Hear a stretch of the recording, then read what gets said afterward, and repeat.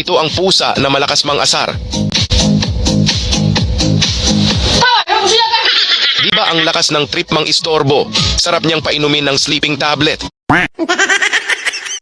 Ito yung mukha ng aso na kahit anong gawin mo wala talagang tiwala sa'yo.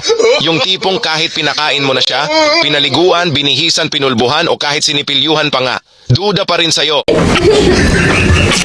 At kahit baby face kang tingnan, para sa kaniya mukha ka pa ring ahas. Mautak ka ba? Pwes baka mas mautak sa'yo ang ibon na ito. Partida walang paminwit, nguso lang ang gamit. Hindi lang mautak ang ibon na ito, madamot din. Kawawang pagong hindi pinagbigyan.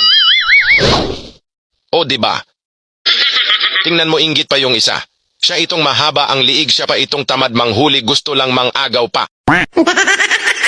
Ito yung palaka na, mataba na, kulubot na, matakaw na, madamot pa. Para kang kanta ni Daniel Padilla. Nasa'yo na ang lahat. Tingnan mo naman ayaw mamigay. Parang siya lang ang gustong mabuhay.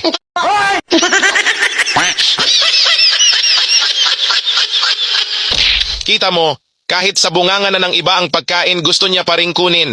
Yak, ew! Ganito yung mga nadaya sa inuman. Tingnan mo naman, parang gustong makipagyakapan.